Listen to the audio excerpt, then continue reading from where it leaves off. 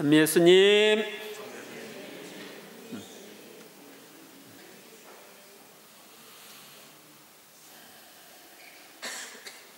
오늘은 사순제 3주일입니다. 오늘의 독서와 복음의 주제는 노예살이에서의 구원과 회개입니다. 첫째, 제1독서인 탈출기는 이집트의 노예살이로 고통을 겪고 있는 이스라엘 자손을 구원하시기 위해 하느님께서 모세를 부르시는 장면이 나옵니다. 그 무렵 모세는 미디안의 사제인 장인 이트로의 양떼를 치고 있었다. 그는 양떼를 몰고 광야를 지나 하느님의 산 호렙으로 갔다. 여기서 미디안은 어디일까요?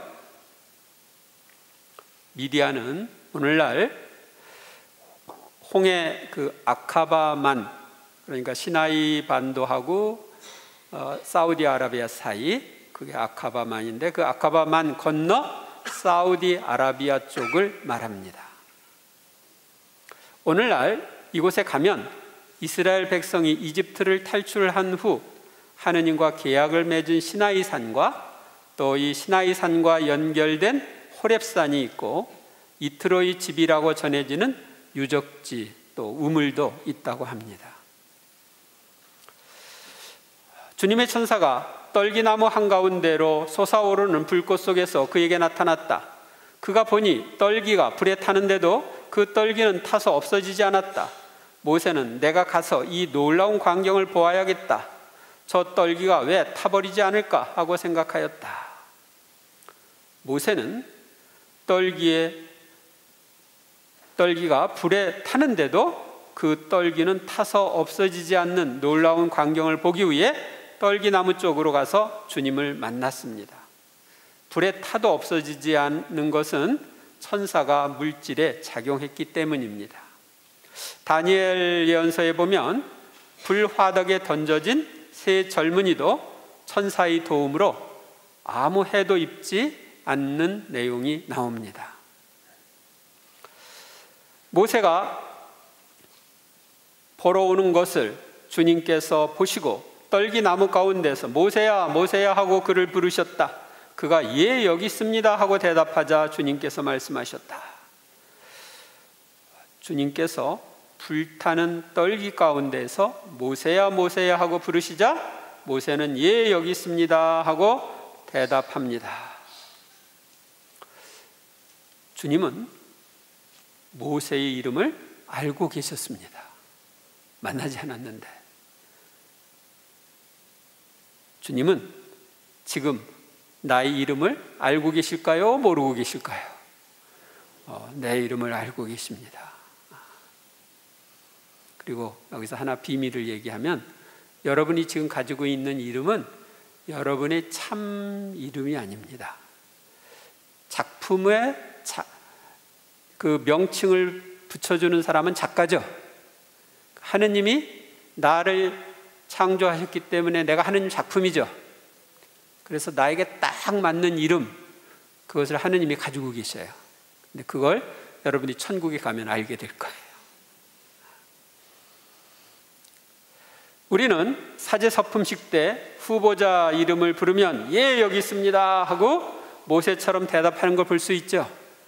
예 여기 있습니다 하고 그 후보자들이 대답하는 이것이 바로 여기 지금 모세의 응답에서 따온 겁니다. 우리도 부름을 받으면 예 여기 있습니다 하고 대답해야 합니다. 이리 가까이 오지 마라. 내가 서 있는 곳은 거룩한 땅이니 내 발에서 신을 벗어라. 거룩한 땅을 밟을 때 신을 벗는 것은 근동의 풍습이었습니다. 나중에 유다교 사자들도 거룩한 성전에서 제사를 드릴 때 신을 벗고 발을 씻고 맨발로 제사의식을 거행했습니다. 이슬람교에서는 지금도 사원에 들어가기 전에 신을 벗고 발을 씻습니다. 여러분들은 성당에 들어오기 전에 뭐 해요? 성수로 성호를 그으면서 자신을 씻는 예식을 하죠. 요즘은 코로나로 인해서 못하고 있습니다만. 그분께서 다시 말씀하셨다. 나는 내 아버지의 하느님, 곧 아브라함의 하느님, 이삭의 하느님, 야곱의 하느님이다. 그러자 모세는 하느님을 뵙기가 두려워 얼굴을 가렸다. 우리도 모세처럼 하느님의 현존을 체험하면 거룩한 두려움을 느낄 수 있습니다. 주님께서 말씀하셨다. 나는 이집트에 있는 내 백성이 겪는 고난을 똑똑히 보았고 작업 감독 때문에 울부짖는 그들의 소리를 들었다. 정녕 나는 그들의 고통을 알고 있다. 주님께서 이스라엘 백성이 겪는 고난과 울부짖음과 고통을 알고 계시듯이 나의 크고 작은 고통과 어려움을 알고 계실까요? 모르고 계실까요? 알고 계십니다. 그리고 어떤 것은 함께 마음 아파하고 거기에서 벗어나기를 바라십니다. 그래서 내가 그들을 이집트인들의 손에서 구하여 그 땅에서 저 좋고 넓은 땅, 젖과 꿀이 흐르는 땅으로 데리고 올라가려고 내려왔다. 주님께서 모세를 부르신 목적은 이스라엘 자손을 이집트의 노예살이에서 구원하여 젖과 꿀이 흐르는 가나안 땅으로 인도하기 위해서였습니다. 구약의 모세를 통해 이스라엘 백성을 이집트의 노예살이에서 해방시킨 사건은 신약의 모세인 예수님을 통해 우리를 죄악의 노예살이에서 해방시킬 것을 암시하신 사건입니다. 모세가 하느님께 아뢰었다. 제가 이스라엘 자손들에게 가서 너희 조상들의 하느님께서 나를 너희에게 보내셨다 하고 말하면 그들이 저에게 그분의 이름이 무엇이요? 하고 물을 터인데 제가 그들에게 무엇이라고 대답해야 하겠습니까? 이스라엘은 야곱의 다른 이름이기 때문에 이스라엘 자손이란 야곱의 12아들의 후손이란 뜻입니다. 모세는 하느님께 하느님의 이름에 대한 질문을 합니다. 하느님께서 모세에게 나는 있는 나다 하고 대답하시고 이어서 말씀하셨다. 너는 이스라엘 자손들에게 있는 나께서 나를 너희에게 보내셨다 하여라. 하느님께서는 당신을 나는 있는 나다 라고 계시하십니다. 이는 하느님께서 창조되지 않고 영원으로부터 존재하시는 분임을 알려줍니다. 있는 나다, 창조되지 않은 나다 하는 것을 알려주는 거죠. 하느님께서 다시 모세에게 말씀하셨다. 너는 이스라엘 자손들에게 너희 조상들의 하느님, 곧 아브라함의 하느님, 이삭의 하느님, 야곱의 하느님이신 야훼께서 나를 너에게 보내셨다 하여라. 이것이 영원히 불릴 나의 이름이며 이것이 대대로 기릴 나의 칭호이다. 하느님은 당신이 이스라엘 조상들의 하느님, 조상인 아브라함과 이삭과 야곱을 돌보아 주시고 계약을 맺으신 하느님, 조상들을 통하여 그 후손들과 또 계약을 맺으신 하느님인 야훼라는 것을 알려줍니다. 그 후 이스라엘 백성은 하느님의 이름을 함부로 부르지 말라는 말씀에 따라 이 야훼라고 쓴 부분을 주님을 뜻하는 아도나이라고 읽었습니다. 그래서 이 야훼라는 이름이 공동번역 성서에 많이 나오지만 가톨릭의 새번역 성경에서는 부득이한 10번의 경우를 제외하고는 구약의 전통에 따라 야훼를 모두 주님으로 표기했습니다. 그래서 전에 공동번역에는 야훼라는 이름이 많이 나왔는데 왜 이 새번역에는 안 나오나 이렇게 생각하시는 분들은 이 야훼라고 하는 이름을 주님으로 표기했기 때문에 안 나온 거다, 이렇게 생각하시면 됩니다. 둘째, 오늘의 복음에서 예수님은 우리가 회개하지 않으면 구원받지 못하고 멸망할 것이라고 경고하십니다. 바로 그때 어떤 사람이 와서 빌라도가 갈릴레아 사람을 죽여 그들이 바치려던 제물을 피로 물들이게 한 일을 예수님께 알렸다. 예수님 당시에 헤로데 임금은 갈릴레아 지역을 다스렸고 로마 총독은 예루살렘과 유다와 사마리아 지역을 다스렸습니다. 어떤 사람이 로마 총독인 빌라도가 예루살렘 성전에 제물을 바치러 온 갈릴레아 사람을 죽인 사건을 예수님께 알렸습니다. 나중에 예수님도 갈릴레아 사람이지만 빌라도의 사형 선고로 예루살렘에서 죽임을 당합니다. 그러자 예수님께서 그들에게 이르셨다. 너희는 그 갈릴레아 사람들이 그러한 변을 당하였다고 해서 다른 모든 갈릴레아 사람보다 더 큰 죄인이라고 생각하느냐? 아니다. 내가 너희에게 말한다. 너희도 회개하지 않으면 모두 그처럼 멸망할 것이다. 또 실로암에 있던 탑이 무너지면서 깔려 죽은 그 18사람, 너희는 그들이 예루살렘에 사는 다른 모든 사람보다 더 큰 잘못을 하였다고 생각하느냐? 아니다. 내가 너희에게 말한다. 너희도 회개하지 않으면 모두 그렇게 멸망할 것이다.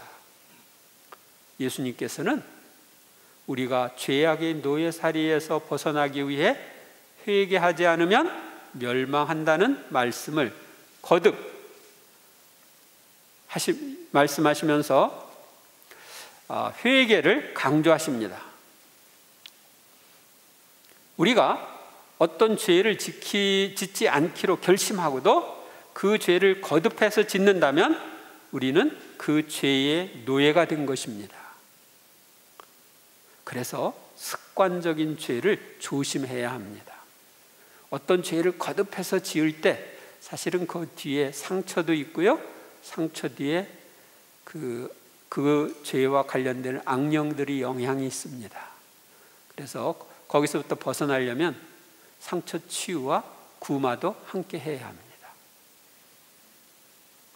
우리가 술, 담배, 게임의 중독에 빠져 끊을 수 없다면 우리는 그것의 노예 상태에 있는 것입니다. 회개란 내 마음대로 처신하여 죄를 짓는 나 중심의 삶에서 벗어나 주님 중심의 삶으로, 주님의 뜻에 따라 선한 생활을 하는 삶으로 방향을 전환하는 것입니다. 예수님께서 이러한 비유를 말씀하셨다. 어떤 사람이 자기 포도밭에 무화과나무 한 그루를 심어 놓았다. 그리고 나중에 가서 그 나무에 열매가 달렸나 하고 찾아보았지만 하나도 찾지 못하였다. 그래서 포도 재배인에게 일렀다. 보게, 내가 3년째 와서 이 무화과 나무에 열매가 달렸나 하고 찾아보지만 하나도 찾지 못하네. 그러니 이것을 잘라버리게, 땅만 버릴 이유가 없지 않은가? 포도밭 주인이 자기 포도원에 심은 무화과 나무에서 무화과 열매를 기대하고 찾는 것은 정상이에요? 비정상이에요? 정상이죠. 당연한 것입니다. 마찬가지로 주님이 우리 마음의 밭에 심으신 신앙이라는 나무에서 사랑, 기쁨, 평화 같은 성령의 열매, 신앙인다운 삶이라는 열매를 기대하는 것은 당연합니다. 그러자 포도 재배인이 그에게 대답하였다. 주인님, 이 나무를 올해만 그냥 두시지요. 그동안에 제가 그 둘레를 파서 거름을 주겠습니다. 그러면 내년에는 열매를 맺겠지요. 그렇지 않으면 잘라버리십시오. 포도 재배인이 무화과 나무에 거름을 주며 열매를 기대하는 것처럼 죄인들의 회개와 구원을 위해 중재 기도를 하는 사람은 회개의 열매를 기대할까요? 기대하지 않을까요? 기대하죠. 여러분들은 자녀들이나 주변에 있는 사람들이 죄 속에 있을 때, 냉담 중에 있을 때 그들이 회개하도록 기도하죠. 중재 기도를 하죠. 이것 마치 이 포도 재배인이 거름을 주는 것 같아요. 무화과 나무가 계속 열매를 맺지 못하면 잘라나가듯이 우리도 회개의 열매를 맺지 못하고 죄 속에 계속 산다면 멸망할 수 있습니다. 주변에 있는 사람들이 중재기도를 해주고 또 나의 수호천사도 기도해주고 성모님도 기도해주고 그러면서 계속 영양분을 공급하는데도 끝까지 자유의지로 거부하면 하느님도 어쩔 수가 없어요.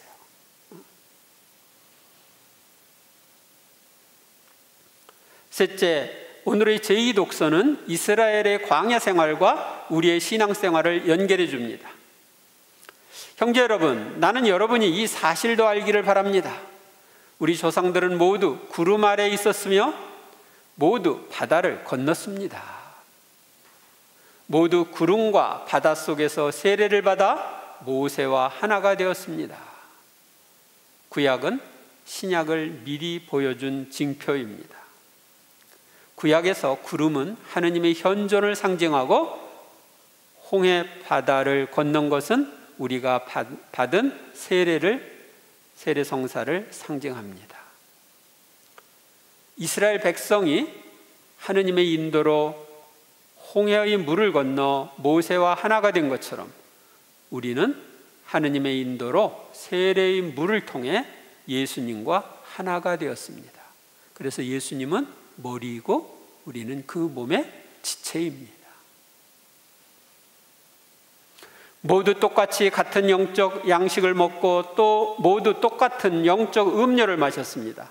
그들은 자기들을 따라오는 영적 바위에서 솟는 물을 마셨는데 그 바위가 곧 그리스도이셨습니다.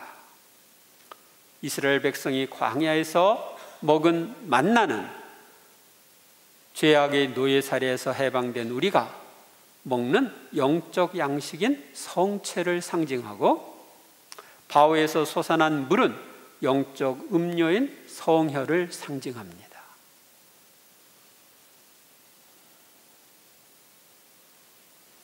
그러나 하느님께서는 그들 대부분이 마음에 들지 않으셨습니다. 사실 그들은 광야에서 죽어 널브러졌습니다. 이 일들은 우리를 위한 본보기로 일어났습니다. 그들이 악을 탐냈던 것처럼 우리도 악을 탐내지 말라는 것입니다. 이스라엘 백성은 이집트의 노예살이에서 해방된 후에도 그들을 해방시켜 주신 하느님을 믿지 못하고 불평하면서 이집트로 돌아가려고 했습니다. 그래서 이런 사람들 중에 20세가 넘은 사람이 모두 광야에서 죽을 때까지 40년 동안 광야 생활을 하게 되었습니다. 이는 우리도 세례를 통해 죄악의 노예살이에서 해방되었는데 하느님을 불신하고 과거의 죄악으로 다시 돌아가려 한다면 멸망한다는 것을 본보기로 보여준 것입니다. 그들 가운데 어떤 자들이 투덜거린 것처럼 여러분은 투덜거리지 마십시오. 그들은 파괴자의 손에 죽었습니다. 이스라엘 백성은 이집트에서의 생활을 그리워하고 만나만 먹는 것과 광야 생활이 지겹다고 불평하면서 투덜거렸습니다. 그래서 많은 사람이 불뱀에 물려 죽었습니다. 민수기 21장에 나오는 내용입니다. 우리는 죄악에서 해방되어 신앙생활을 할 수 있는 것, 신약의 만나인 성체를 영하는 것에 대하여 투덜거리지 말고 감사해야 합니다. 오늘 또 주일이네, 성당 나가야 돼. 가기 싫은데 맛도 없는 성체를 영하라고 그러는데, 그러면서 불평하면은 안 되는 거예요. 우리는 나의 모든 것이 하느님께서 나의 영육간의 유익을 위하여 나에게 주신 특별 선물이라고 생각하며 감사해야 합니다.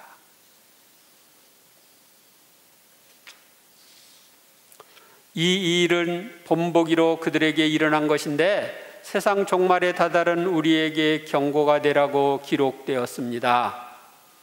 그러므로 서 있다고 생각하는 이는 넘어지지 않도록 조심하십시오. 구약의 출애굽 사건과 광야 생활은 신약의 우리를 위한 본보기입니다. 우리가 넘어지지 않도록 조심하려면 회개해야 할 부분에 대한 성찰이 필요하고 회개를 실제로 해야 합니다. 대죄와 습관적인 죄에서 해방되는 것이 첫 번째로 필요합니다. 살인, 간음, 배교, 심각한 미움과 분노, 복수심, 철저한 이기심, 가족이나 다른 이에게 상처를 주는 언행의 반복이 내 안에 있다면 빨리 회개해야 합니다. 하느님께 나아가는데 방해되는 것을 버리는 회개도 필요합니다. 지나친 TV 시청, 취미, 게임 등으로 시간을 많이 낭비하고 신앙생활을 소홀히 했다면 회개해야 합니다. 하느님을 첫 자리에 놓고 섬기는 생활을 하고 있는지 또 살펴보아야 합니다. 하느님을 첫 자리에 놓는 표시로 기도와 미사 참여를 첫 자리에 놓고 있는지, 하느님께 드리는 헌금과 교모금을 정성껏 바치고 있는지 살펴보시기 바랍니다. 이웃과의 관계도 성찰하는 것이 필요합니다. 나의 이익과 나의 입장만 생각하고 이웃에게 무관심하지는 않는가? 이웃의 사랑 실천, 특히 나의 가족에 대한 사랑의 실천은 어떻게 하고 있는가 살펴보시기 바랍니다.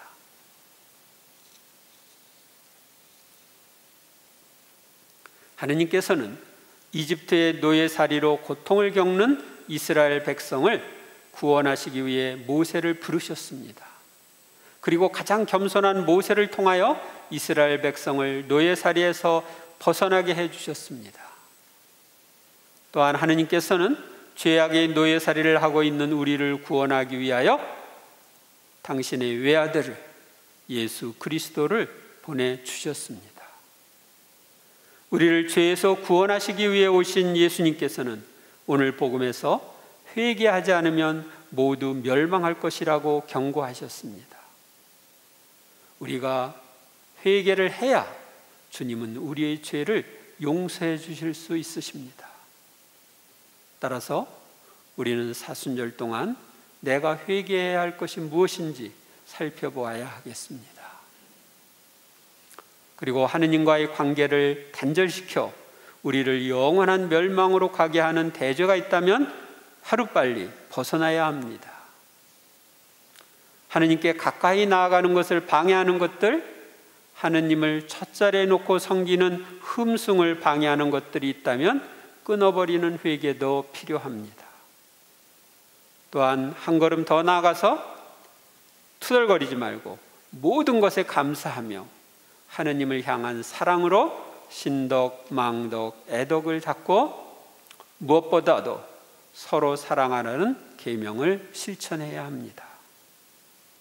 이번 한 주간 또 이 사순절 동안 우리는 이런 회개의 생활을 하도록 힘써야 하겠습니다.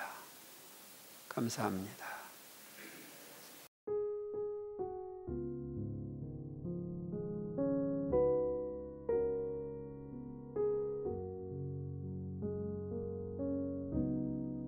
주님의 평화가 항상 여러분과 함께 또한 사제의 영과 함께. 예수님은 오늘 복음에서 회개하지 않으면 너희도 그렇게 망할 것이다 얘기하셨죠? 회개하지 않으면 망합니다. 그래서 우리는 뭐 어떻게 해야 돼요? 회개해야 되겠죠. 오늘 평화 인사는 회개합시다. 평화 인사 나누십시오. 회개합시다. 회개합시다.